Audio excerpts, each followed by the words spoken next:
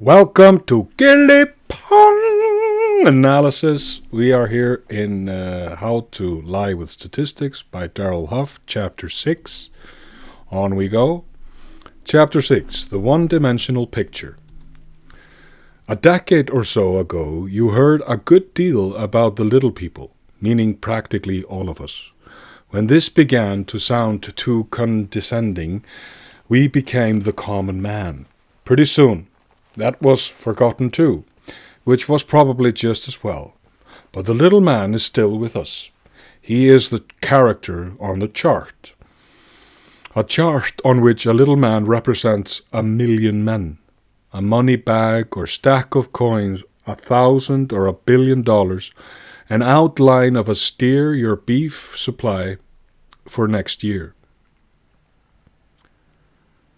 Is a pictorial graph. It is a useful device. It has what I am afraid is known as eye appeal, and it is capable of becoming a fluent, devious, and successful liar. The daddy of the pictorial chart or pictograph is the ordinary bar chart, a simple and popular method of representing quantities when two or more are to be compared. A bar chart is capable of deceit too.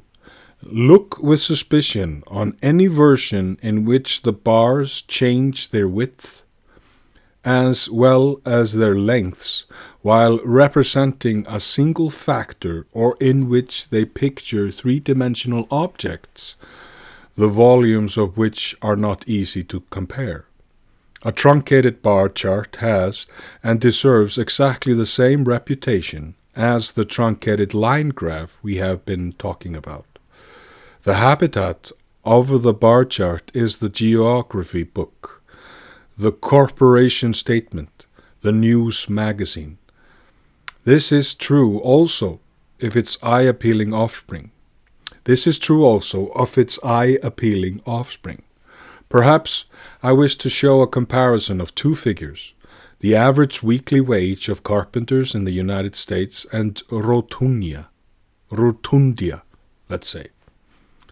The sums might be $60 and $30. I wish to catch your eye with this, so I am not satisfied merely to print the numbers. I make a bar chart. By the way, of the $60 figure, if that $60 figure doesn't square with the huge sum you laid out when your porch needed a new railing last summer, remember that your carpenter may not have done as well every week as he did while working for you. And anyway, I didn't say what kind of average I have in mind or how I arrived at it. So it isn't going to get you anywhere to quibble. You see how easy it is to hide behind the most disreputable statistic if you don't include any other information with it. You probably guessed I just made this one up for purposes of illustration, but I'll bet you wouldn't have if I'd used $59.83 instead. Rotundia and USA, 30/60. There it is, the dollar per week indicated up the left side. It is a clear and honest picture. Twice as much money is twice as big on the chart and looks it. The chart lacks the eye appeal though, doesn't it?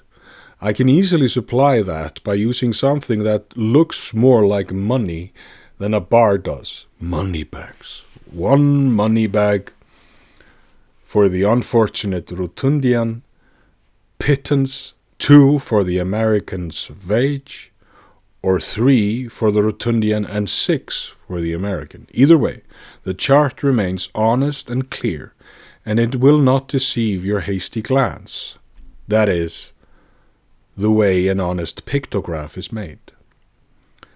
That would satisfy me if all I wanted was to communicate information. But I want more. I want to say that the American working man is vastly better off than the Rotundian. And the more I can dramatize the difference between 30 and 60, the better it will be for my argument. To tell the truth, which of course is what I am planning not to do, I want you to infer something, to come away with an exaggerated impression. But I don't want to be caught at my tricks. There's a way, and it is one that is being used every day to fool you. I simply draw a money bag to represent the Rotundian's $30, and then I draw another one, twice as tall, to represent the American's 60. That's in proportion, isn't it? Now, that gives the impression I am after. The American's wage now dwarfs the foreigner's. The catch, of course, is this: because the second bag is twice as high as the first, it is also twice as wide. It occupies not twice but 4 times as much area on the page. The numbers still say 2 to 1, but the visual impression, which is the dominating one most of the time, says the ratio is 4 to 1, or worse. Since these are pictures of objects having in reality 3 dimensions, the second must also be twice as thick as the first. As your geometry book put it, the volumes of similar solids vary as the cube of any like dimensions. 2 times 2 times 2 is 8. If one money bag holds $30, the other, having 8 times the volume, must hold not $60 but $240. And that indeed is the impression my ingenious little chart gives. While saying twice, I have the lasting impression of an overwhelming 8 to 1 ratio. You'll have trouble pinning any criminal intent on me, too. I am only doing what the great many other people do. Newsweek magazine has done it, with moneybags at that. The American Iron and Steel Institute has done it, with a pair of blast furnaces. The idea was to show how the industry's steel-making capacity had boomed between the 1930s and the 1940s, and so indicate that the industry was doing such a job on its own hook that any governmental interference was uncalled for.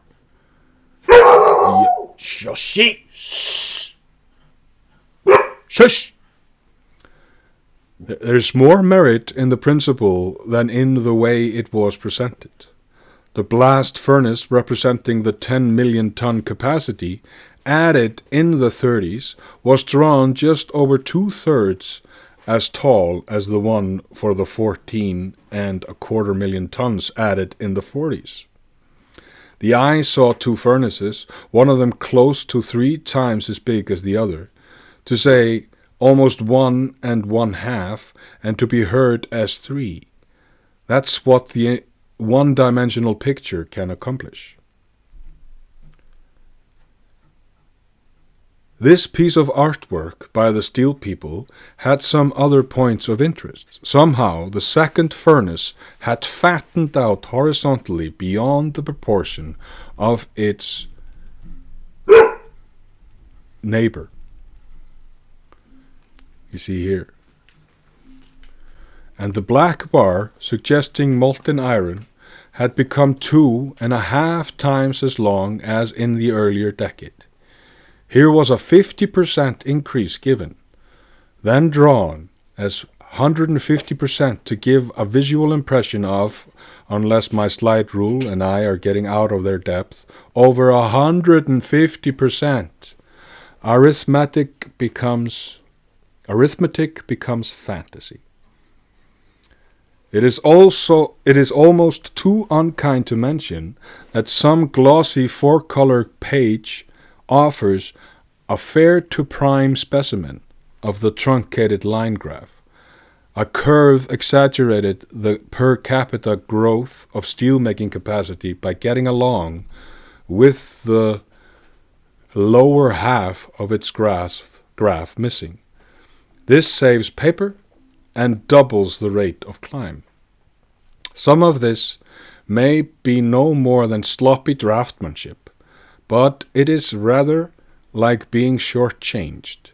When all the mistakes are in the cashier's favor, you can't help wondering. Newsweek once showed how U.S. old folks grow older by means of a chart on which appeared two male figures, one representing the 68.2-year life expectancy of today, and the other the 34-year life expectancy of 1879 to 1889. It was the same old story. One figure was twice as tall as the other, and so would have had 8 times the bulk or weight. This picture sensationalized facts in order to make a better story. I will call it a form of yellow journalism. The same issue of the magazine contained a truncated or gee whiz line graph. 1860, 1936. The crescent cow. There is still another kind of danger in varying the size of objects on a chart. It seems that in 1860 there were something over 8 million milk cows in the United States, and by 1936 there were more than 25 million. Showing this increase by drawing 2 cows, one 3 times the height of the other, will exaggerate the impression in the manner we have been discussing, but the effect on the hasty scanner of the page may be even stranger. He may easily come away with the idea that cows are bigger now than they used to be. Diminishing rhinoceros. 1515 after AD, after the death of Christ. 1936. Applying the same deceptive technique to what has happened to the rhinoceros population. And this is what you get. Ogden Nash once rhymed rhinosterius with preposterius. Rhinosterius with preposterius. That's the word for the method too. This has been chapter 6 of How to Lie with Statistics. By Darrell Huff. Thank you so much for watching. It's time to shine, so let's glow.